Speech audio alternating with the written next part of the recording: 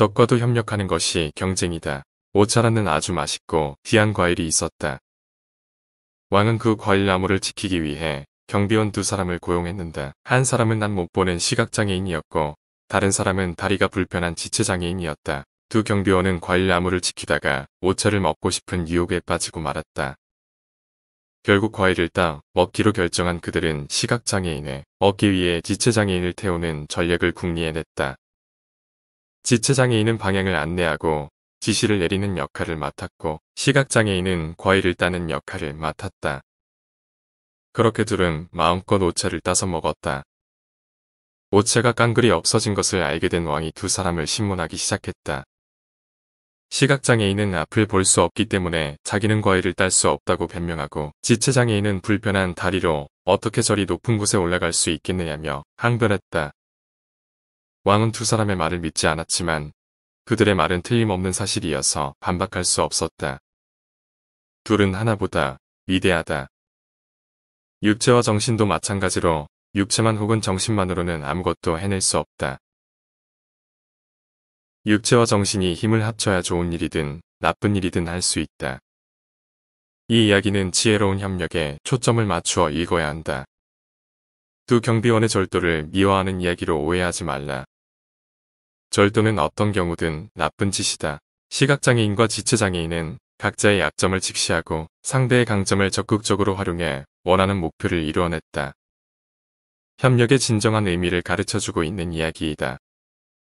누구나 강점과 약점이 있고 자신의 약점을 어떻게 상대방의 강점으로 보완하고 극복하느냐가 성패를 가르는 관건이 될 수 있다.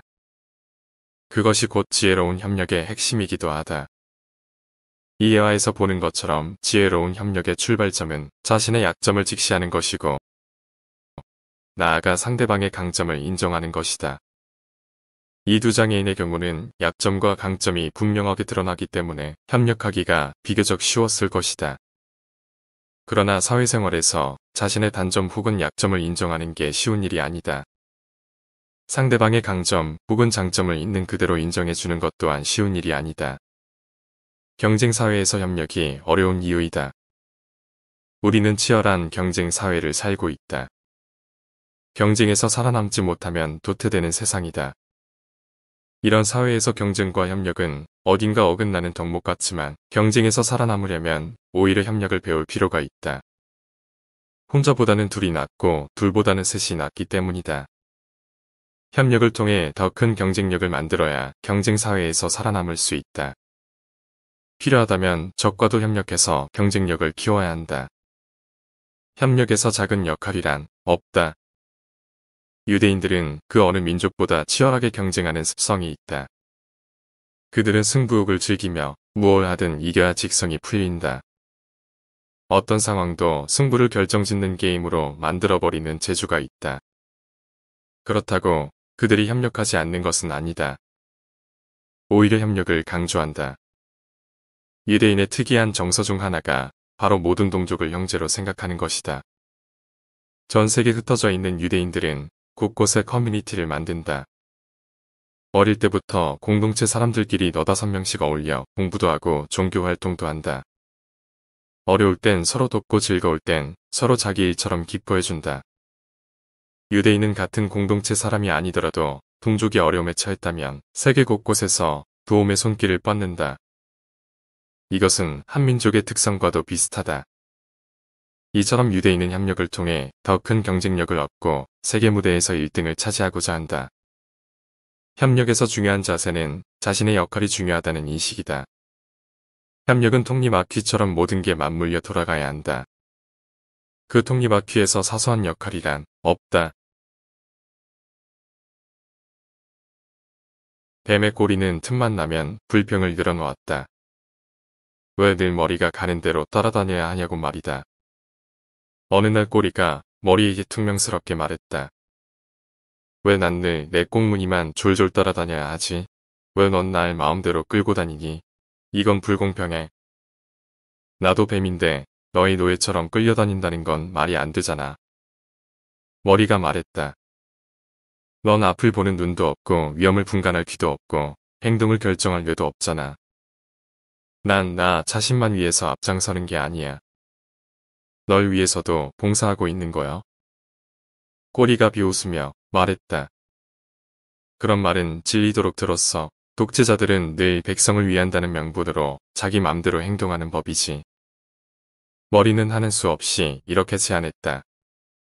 그렇다면 내가 하는 일을 내가 한번 맡아보렴. 꼬리는 몹시 기뻐하며 앞장서서 움직이기 시작했다. 그러나 얼마 못 가서 뱀은 강물에 빠지고 말았다. 갖은 노력 끝에 겨우 강물에서 빠져나왔지만 또 얼마 못 가 가시덤불에 들어가고 말았다. 가시덤불에서 빠져나오려고 몸부림칠수록 뱀이 몸에 가시가 박히면서 뱀은 큰 부상을 입었다. 머리의 도움으로 간신히 빠져나왔지만 다시 꼬리가 앞장서서 가다가 이번에는 불 속으로 들어가고 말았다. 몸이 뜨거워지자 꼬리는 공포에 휩싸였다. 머리가 필사적으로 발버둥쳤으나 꼬리도 머리도 모두 불에 타버리고 말았다. 꼬리의 지나친 승부욕 때문에 죽음으로 직행한 뱀의 이야기이다. 뱀의 꼬리는 자신의 역할을 망각한 채 무조건 머리를 이기려고만 했다. 앞장서서 이끄는 머리만 주목받는 것 같고 멋진 역할은 머리가 다 차지하는 것 같았지만 뒤따라가는 꼬리의 역할도 중요하다는 사실을 정작 꼬리는 몰랐다. 앞서도 말했지만 지혜로운 협력의 출발점은 자신의 약점을 직시하고 상대방의 강점을 인정하는 태도다. 뱀의 꼬리는 이기려는 마음만 앞섰지 자신에게는 눈도 귀도 뇌도 없다는 사실을 망각했다. 머리의 역할을 인정하지 못했을 뿐만 아니라 자신이 지켜야 할 자리가 꼬리임을 몰랐다.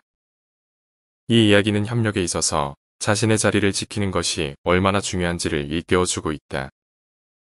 자신에게 주어진 역할에 만족하지 못하고 남의 역할을 가로채려는 뱀의 꼬리 같은 어리석은 사람이 얼마나 많은지 모른다. 모두가 다 머리만 하면 팔다리는 누가 될 것이며 누가 발이 되어 걸어가겠는가. 달 리더가 되어 일을 시키는 사람만 있고 실행하는 사람이 없다면 그 조직은 어떻게 되겠는가. 그런 조직은 결코 잘 될 수 없고 결국 망하고 만다. 활활 타오르는 불 속으로 자진해 뛰어든 뱀의 꼬리처럼 말이다. 유대인의 경쟁은 결국 다 잘되기 위한 경쟁이다. 유대인들은 남을 넘어뜨리려고 경쟁하는 게 아니라 윈윈하기 위해 협력하는 가운데 경쟁한다. 그러기 위해 아무리 작은 역할이라도 그 역할에 최선을 다하고자 한다. 경쟁에서 이기고 싶은 당신에게 당신의 자리에서 최선을 다하라. 경쟁과 협력의 균형. 악한에게 쫓겨 도망다니는 두 사람이 있었다. 깊은 계곡에 이른 그들 앞에 낡고 오래된 나무다리가 가로놓여 있었다. 그 다리를 건너야만 그곳을 탈출할 수 있었다. 다리의 발판은 매우 좁고 나무는 썩어서 위험해 보였다. 먼저 한 사람이 쏜살같이 다리를 건넜다. 그는 전혀 두려워하지 않는 것 같았다. 다음 사람이 난간을 붙잡고 덜덜 떨며 소리쳤다. 당신은 어떻게 그리 잘 건넜어? 무슨 비결이라도 있어? 건너편의 남자가 말했다.